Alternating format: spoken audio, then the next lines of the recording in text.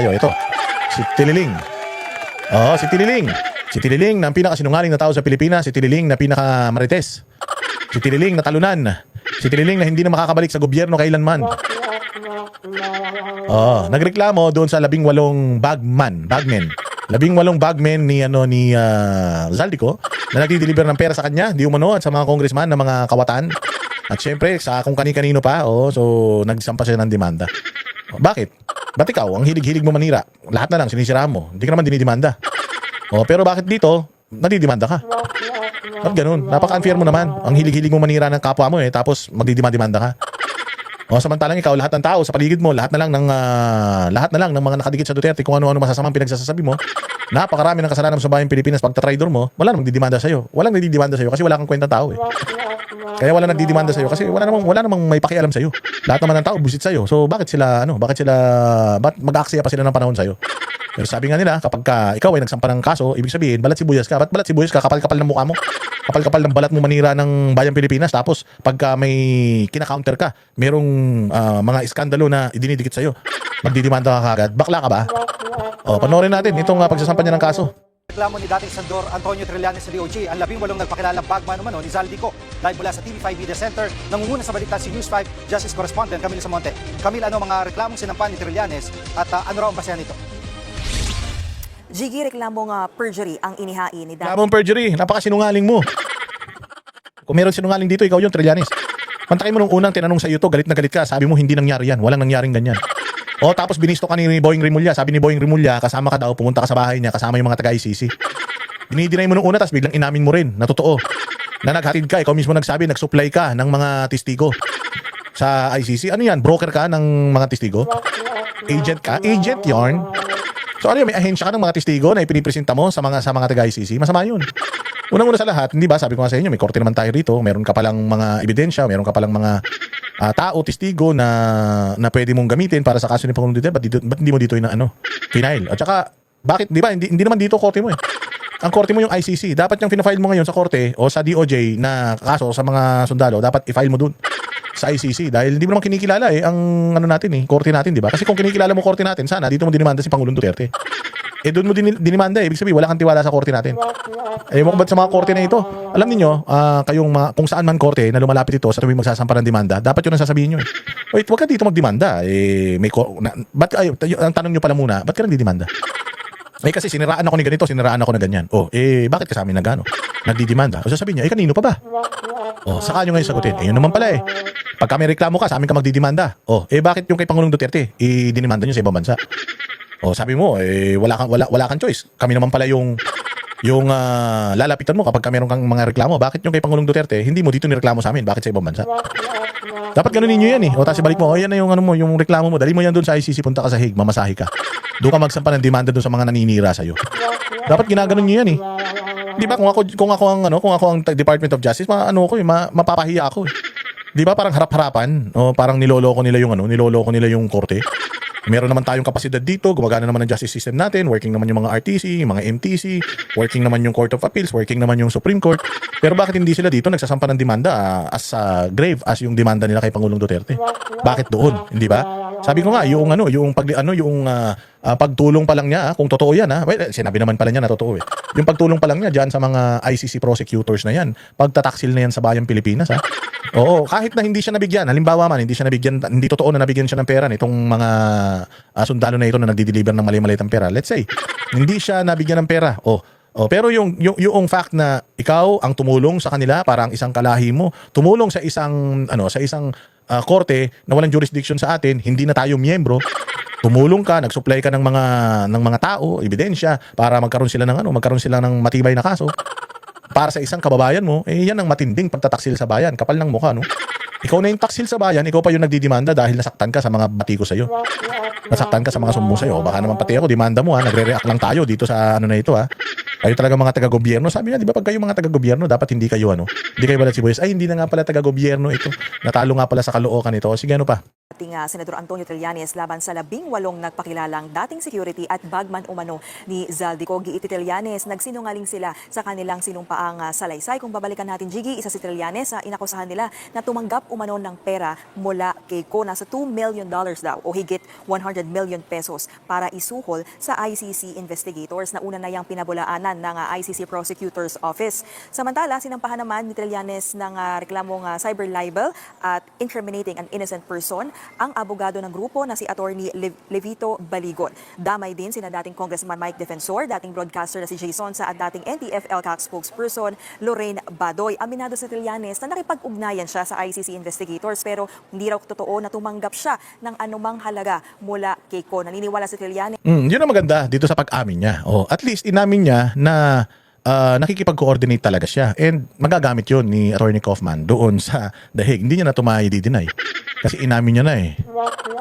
So bahala na si Attorney Kaufman kung paano niya gagamitin itong pag-amin ni Sonny Trillanes na siya ay talagang nakipag-cooperate, coordinate sa mga ICC investigators na una niyang pinasinungalingan.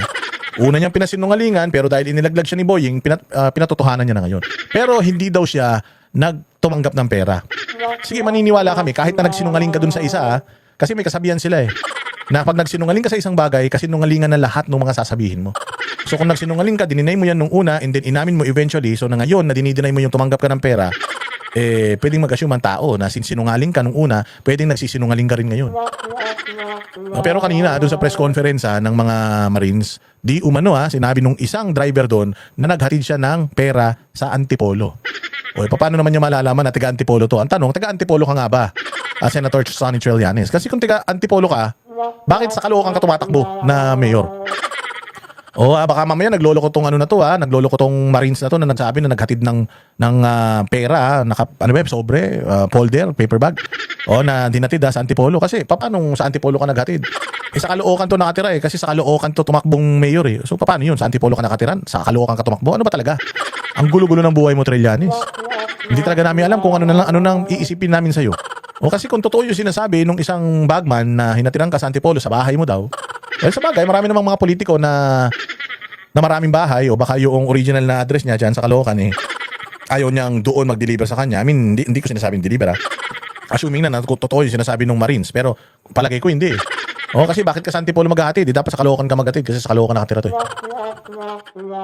Na ang kampo ng mga Duterte ang nasa likod ng mga aligasyon para anya sirain ang kredibilidad ng ICC investigators. Narito ang pahayag ng dating senador. Ang ginawa nila ay paninira lang, hindi lang sa akin, kundi nauutal ka na. Hindi ba gawain mo yan, Trillanes? Anong pakiramdam nang sinisiraan ka? A taste of your own medicine. Sabi nga, how bitter is it? Gaano kapait yung gamot na binibigay mo sa iba? Di ba? Ako naniniwala ako sa iyo eh. Naniniwala ako sa iyo na inosente ka, naniniwala ako sa iyo na ginagawan ka lang ng istorya. Pero anong pakiramdam, Sonny Trillanes, na ikaw napakahilig mong gumawa ng istorya, napakahilig mong manira ng tao lalo na kapag ka Duterte ang sisiraan mo, kung ano-anong istorya lumalabas sa bibig mo, kahit wala ka mang ebidensya. Anong pakiramdam na ginagawa sa'yo? Di ba? Masakit ba? Mahapdi ba? Isipin mo ilan ng tao yung ginanyan mo. Kung ano yung nararamdaman mong inispuot ngayon dahil ginagawan ka ng istorya, kung totoong gawa-gawa istorya na yan Di ba? Kung totoong ginagawan ka ng istorya, anong pakiramdam nung ilang napakaraming mga tao na hinayop mo? Siguro naman magtatanda ka na, no? Trillanes, magtatanda ka naman na siguro, no? Para at least pinaparamdam na rin ng Panginoon sa'yo yung mga ginagawa mo. Siguro naman, Trillanes, wake up call na sa'yo to. Tigil mo na yung ginagawa mo. Umuhay ka na lang ng normal kasi. Pwede ka naman mamuhay ng simple na lang. Retired ka na. Wala ka na eh. Wala ng pag-asa. Hindi ka na makakabalik sa Senado. Kahit na anong posisyon sa gobyerno, wala nagtitiwala sa'yo. Ginagawa ka na ng payaso ng tao. Why not? Palagi ko marami ka naman ng pera. Mayaman ka naman. Baka may negosyo ka. O baka may iba kang pinagkikitaan. Mukha ka namang artista. Di gawin mo. Mamuhay ka na lang ng normal. Magtarim ka ng kamote. O kaya mag-farm ka ng kangkong. Ganun. Mag-alaga ka naman para may magawa ka sa buhay mo para hindi puro paninira sa kapwa mo ginagawa mo. Kaya maligo ka sa dagat araw-araw. Gusto mo lumubog ka, wag ka nang umahon, okay lang din. Kaya gusto mo magpalipad ka aeroplano, tapos bayamong maubos yung gasolina niya ro sa itaas. Kaya mag-alaga ka ng maraming kabayo. Kaya mag-alaga ka ng maraming baka para maging busy ka, wala kang pestihin na tao. Lahat ng mga baka na yung paanakin mo tapos kuhanan mo ng gatas. Kung gagawin mo yan, malaki may tutulong mo sa bayang Pilipinas. Kasi kapag nawala ka sa sirkulasyon, halimbawa na nahimik ka, tatahimik ang bayan eh. O simula nung lumabas ka, simula nung magdalo, lumabas ka, naging senador ka, simula nung nakilala ng taong Sonny Trillanes, puta nagka-peste-peste na Pilipinas eh. O kaya sir, kung ako sa'yo, uwi ka na lang, pahinga ka, bili ka ng tumba-tumba, yung upuan na gumagano, hanggang mahilo ka. O ganun mo yung tumba-tumba hanggang sa magsuka ka, pahinga ka na lang sir. Kung ako sa'yo, ganyan edad ko, enjoyin ko na lang buhay ko, life is short. Hindi natin alam kung huling tulog mo na ngayon, magigising ka pa ba bukas, kung ano ka ba, kung hanggang kailan ang buhay mo, hindi mo alam eh. Ini-stress mo sarili mo, Trillanes. Ini-stress mo sarili mo sa mga pinaggagawa mo, hindi ka naman namamahalin ng tao. Bakit mo pa ba ginagawa kasi ito? Kasi usually, ginagawa mo to para may benefit ka eh. O halimbawa, may mga tao nakikisimpatya sa'yo, artista ka, meron kang followings, ganyan. Wala eh. Lahat ng tao gigil sa'yo eh. Sa totoo lang. Baka pati mga kamag-anak mo, urat na sa pagmumukha mo eh. O kaya sabi ko nga, maikli na lang ang buhay, sinasayang mo pa sa ganyan. Ano ka na lang, pahinga ka. Alaga ka ng mga bibe, ganyan. Magpastol ka ng kambing. Dami pwedeng gawin sa mundo, Trillanes, tigilan mo na bayang Pilipinas. Sa mga investigador ng ICC to cast doubt dun sa integrity ng ICC investigations. Ang hinala ko na ito ay gagamitin ni Kaufman para Ayan, no? Puro ka hinala eh. Puro ka hinala, ang hilig mong manira sa camera, ang hilig mong manira sa media, ang hilig mong maglabas ng mga istorya, mag-fabricate ng mga istorya, tapos kapag ikaw yung ginawa ng istorya, magdidimanda ka. Ang ina niyan. Sana sports ka din. Kung sports ka, kung ginagawa mo yung panghayop sa mga kapwa mo na mga politiko, sana kapag hinayop ka nila, ready ka na tanggapin yun. Hindi yung masyado kang tapang-tapangan ka, demanda ka naman ng demanda. Lahat na lang dinimanda mo, lahat na lang ng tao dinimanda mo. Kung matapang ka talaga, katulad ako, o mahilig akong magmambardagol dito, mahilig akong makipagmurahan dito sa YouTube, sa Facebook. Pag minura ako, binash ako, okay lang, ganun talaga. Nagmumura ka eh, pag minura ka, okay lang din, ganun talaga. Nang bababoy ka, di pag binaboy ka din, ganun talaga. Ganun lang yun. Hindi ka dapat umiyak, hindi ka dapat magsumbong sa nanay mo, sa tatay mo. Ginagawa mo eh. So dapat kung ano yung ginagawa mo, kung pag ginawa sa'yo, tawanan mo lang. Gawain mo eh. Kanina sa lahat naman ng siga, sa lahat naman ng palaban, ito yung puta sumbongero. Walang yan to Trillanes oh. Tanda-tandaan na eh, pakaiyakin pa. butahe dun sa trial, dun sa kaso sa Dahig. Camille, anong sagot dito ng kampo ng mga kinasuhan ni Trillanes? Jiggy, para kay dating congressman na Mike Defensor, karangalan daw na mapasama siya sa reklamo. Tutulungan daw niya itong mga nagpakilalang bagman, Nico, para hindi matulad kay Orly Gutesa. Si Gutesa ang retiradong sundalo na dati umanong security aide ko at nag-deliver ng kickback sa mga politiko kabilang si House Speaker Martin Romualdez. Humarap siya noon sa pagdinig ng Senado pero wala ng impormasyon kung nasaan siya. Samantala, may paglilinaw naman ang isa sa mga dating security umano, Nico. Narito ang kanyang pahayag. Kami natin, hindi kami pro Duterte lahat, hindi kami pro BBM din. Sa ganitong sitwasyon na naglalakad kami ng katotohanan na aming salaysay. Sana restituin nila kami, bigyan nila kami ng credibility, hindi baba yung moral namin. At anong reaksyon ng ombudsman sa mga aligasyon ng grupo? Jiggy, para kay Ombudsman na Boying Remulla. Yan, isa rin sinungaling si Boying.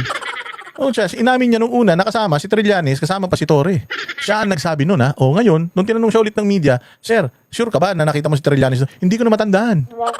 O siyang ina, natulog lang siya, hindi niya na matandaan. Nung una, ang lakas-lakas ng loob, sinasabi niya yung mga pangalan, si Torre, si Trillanes. Tapos nung natulog siya, pagising niya, tinanong siya ulit, hindi na daw niya matandaan kung nandoon si Trillanes. Basta, nandoon daw yung mga taga-ICC. Putang ina, paano nalaman ng mga taga-ICC bahay mo? Ano mo gano'n kasinungaling tong mga to?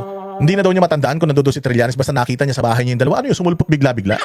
Putang ina, pinsan mo ba yan? Kamag-anak mo ba yan? Boyfriend ba ng anak mo yan? Para bigla sumulpot sa bahay mo ng unannounced? Eh syempre, pag pumunta yan doon, may kasama yan. Putang ina, paano niya malalaman yung address mo? Kaya, paano sila magdadrive papunta ron? So may nagdrive sa kanila. Kung sabi na di nagdrive, nag-grab. O putya, paano nila malalaman yung pin location mo? Tangina naman, ginagawa niyo naman masyadong tanga Pilipino eh. Mababa na nga yung antas ng edukasyon ng Pilipino eh. Putya, masyado niyo namang ginagawang tanga katulad niyo yung mga kababayan niyo. Nakalimutan daw niya kung nakita niya si Trillanes doon. Basta yung dalawa daw, natatandaan niya yung dalawang taga-ICC. Ang galing naman. Yung dalawang taga-ICC, hindi mo kilala, natandaan mo. Tapos yung tao na nagdala dyan, nakilala mo, hindi mo na maalala. Parang tinapay talaga to si Boying. Oh. Si Boying, Trillanes, si John Vic Remulla, putang ina lahat, mga sinungaling. Putang ina, nakakadiri ba yung Pilipinas? Maniwala kayo. Alam mo, sa totoo lang, tangina yung nangyayari dito, mas malala eh. Kesa sa nangyayari sa Iran. At least doon sa Iran. Pucha ina, kahit papaano, dyan sa mga gerang nangyayari dyan, namamatay sila ng mabilisan. Ito, dito sa atin, puta, pinapatay tayo nito sa sama ng loob eh. Pinapatay tayo ng paunti-unti na itong mga hudas na ito eh. Ay, nako. ang politika ang nakikita niyang motibo sa mga aligasyon. Layon daw nito na hikayatin na mag-aklas ang militar laban sa gobyerno. Inaalam na raw ng Office of the Ombudsman ang pagkatao nitong mga nagpakilalang dating security ni Ko. Ang ilan daw sa kanila ay napag-alamang may murder case at natanggal na nga sa serbisyo. Dagdag pa ni Remulla, hindi sapat ang joint affidavit ng 18. Dapat daw ay magsumite sila ng tig-iisang affidavit para mas malinaw ang kanilang testimonya. Narito ang pahayag ni Ombudsman Remulla. They're trying to create a political tipping point. What more? Alam na natin yun, di ba? They want to a branch of the service to rise up in arms. Yun naman yun eh, creating a tipping point. Yan muna ang latest. Dami alam. Ang nagigil na gigil. Diyos ko po, sabi ko hirap na sila magsinungaling. Hirap na silang kumbinsihin yung taong bayan sa mga pinagagagawa nilang kabalbalan. O